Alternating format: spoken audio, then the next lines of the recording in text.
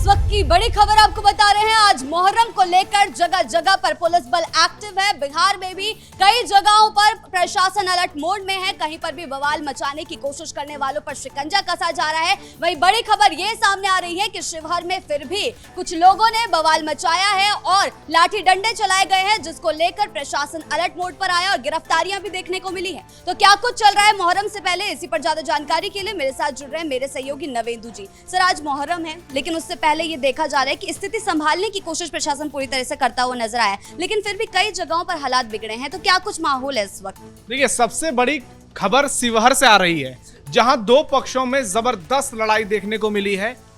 खूब लाठियां डंडे बरसे हैं, पत्थरबाजी हुई है, जमकर मारधाड़ देखने को मिला है और एक दूसरे की जबरदस्त पिटाई की गई है। दो पक्षों के बीच इतना बड़ा बवाल हो गया है कि 75 लोगों पर एफआईआर दर्ज हो गए हैं। और ये दो पक्ष हिंदू और मुसलमान नहीं है, ये दोनों पक्ष मुसलमानों का ही है। एक इस्लामिया कमेटी अखाड़ा और दूसरा मंसूरिया अखाड़ा। ये लोग आपस में मुहर्रम जुलूस निकालने से पहले प्रैक्टिस कर रहे थे और प्रैक्टिस के बीच में ही इन दोनों के बीच जबरदस्त लड़ाई हो गई। दरअसल ये दोनों एक दूसरे से रास्ता मांगने की बात कर रहे थे। इसी दौरान आपस में बहस हो गई और दोनों पक्षों में जबरदस्त लड़ाई शुरू हो गई। इसके बाद लाठी चले, डंडे चले, पत्थरबाजी हुई, आपस में मारपीट हुई, जमकर पत्थरबाजी एक दूसरे पर की गई। और शिवहर में ये बहुत बड़ी खबर वहां से आई कि मुहर्रम के मौके पर इतना बड़ा बवाल आपस में मुसलमानों के बीच देखने को मिल गया। हालांकि पुलिस प्रशासन ने इस मामले पर एक्शन लिया है। 75 लोगों के खिलाफ एफआईआर दर्ज कर ली गई है, जिसमें 45 नामजद हैं और लगभग 30 लोग अज्ञात हैं।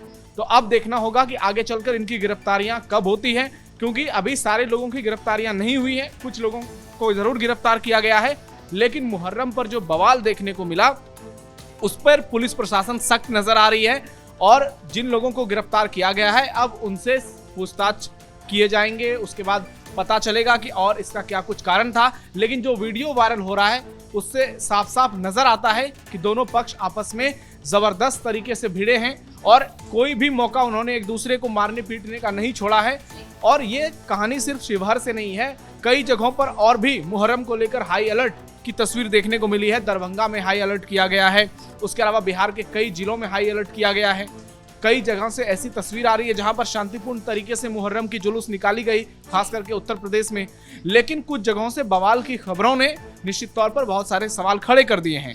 लेकिन इतना जरूर है कि पुलिस प्रशासन इन तमाम मामलों को लेकर एक्शन में नजर आ रही है और लगातार जो आरोपी हैं उन पर कार्रवाई करती हुई दिख रही है। तो सर, जिस तरीके से मुहर्रम को लेकर प्रशासन पहले से ही अलर्ट है, इसके बावजूद बवाल मचाने की जो कोशिश की जा रही, गिरफ्तारियां जो हो रही, तो आगे चलकर क्या लगता है ये हमेशा इनके त्योहारों के दौरान ही इस तरीके की घटनाएं क्यों देखने को मिलती हैं? देखिए, ऐसा नहीं है। कई बार जब हिंदुओं के त्योहार होते हैं तो उसमें पत्थरबाजी होती है, रामनवमी की जुलूस हो, उसके अलावा आप देखिए दीपावली हो, होली हो, कई बार ऐसी खबरें निकलकर सामने आती हैं जिसमें कि हिंदुओं को उनके पर्व त्योहार मनाने से रोका जाता है। लेकिन मुस्लिमों के त्योहार पर बहुत कम ऐसी खबरें आती थी। लेकिन इस बार आपस में इनकी लड़ाई सामने आई है और ये लड़ाई सिर्फ जुलूस निकालने को लेकर हुई थी। इसमें जो लोगों के बयान सामने आए हैं उसको देखने के बाद ये साफ साफ पता चलता है कि ये लड़ाई सिर्फ वर्चस्व की लड़ाई है, क्योंकि इस्लामिया अखाड़ा जो है वो खुद को सुपेरियर साबित करने की कोशिश में लगा था। मंसूरिया अखाड़ा वो कहता है कि हम किसी से कम नहीं हैं।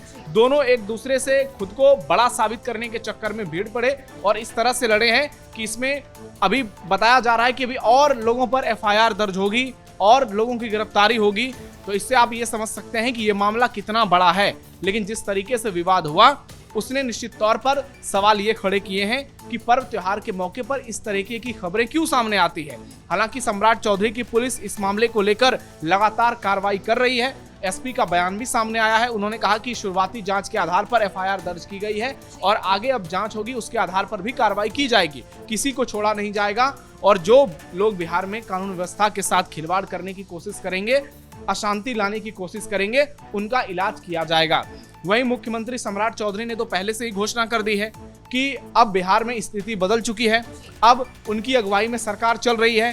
तो कोई भी पर्व त्योहार का मौका हो, कोई भी बड़ा आयोजन होगा, उस दौरान शांति बरकरार रखनी पड़ेगी।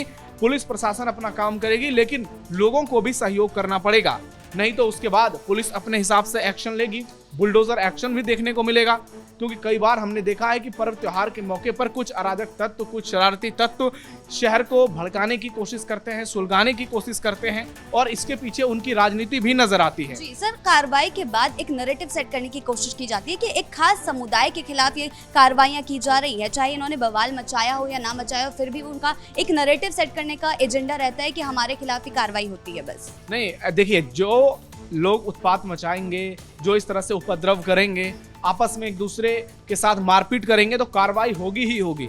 मुहर्रम हिंदुओं का त्योहार नहीं है, यहाँ पर मुसलमानों का त्योहार है और आपस में मुसलमान इस त्योहार को मना रहे थे।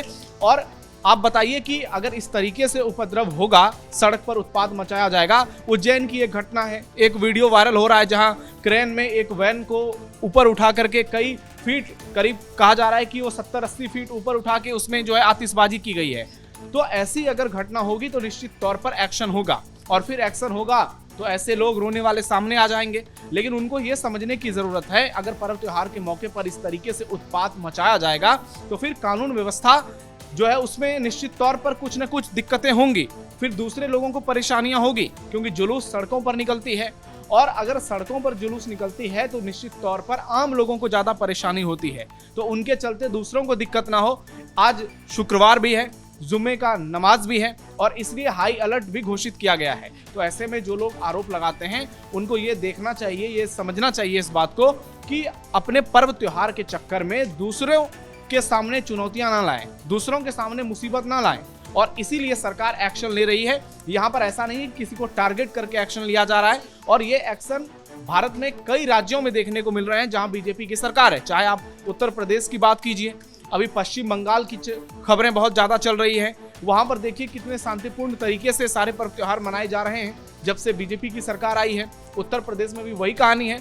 लेकिन एक आध घटना कहीं हो जाती है, इसका ये मतलब नहीं कि पूरा माहौल जो है वो खराब हो चुका है। लेकिन जो लोग आग में घी डालने का काम करते हैं, निश्चित तौर पर सरकार कार्रवाई करेगी और उनको ऐसा सबक सिखाएगी कि अगली बार वो इस तरीके से उत्पात ना मचाए, और इसलिए एक्शन देखने को मिल रहा है। सवाल उठाना जिन लोगों का काम है वो उठाते रहेंगे, जिनका काम है राजनीति करना वो करते रहेंगे। सर, आपने राजनीति की बात की, मुहर्रम के दौरान भी कई बार राजनीति देखने को मिलती है। उसके बाद भी लालू परिवार की बात कर लें तो पिछले बार भी ताजिया पर सर झुकाते हुए राबड़ी देवी नजर आई थी। लेकिन इस बार एक नया विवाद सामने आया है कि जो नया आवास राबड़ी देवी को आवंटित किया गया उसके पास मजार थी और ये नैरेटिव सेट किया जा रहा था। ये खबर सामने आ रही थी कि वो इसीलिए उस नए आवास पर शिफ्ट होने के लिए मना कर रही थी क्योंकि वहाँ पे आसपास मजार है। तो कहीं ना कहीं राबड़ी देवी पर सवाल उठाए जा रहे थे। तो क्या लगता है मुहर्रम के दौरान भी ऐसा ही कुछ सामने आएगा? अब देखिए, लालू परिवार की राजनीति क्या है वो पूरे बिहार को पता है, पूरे देश को पता है।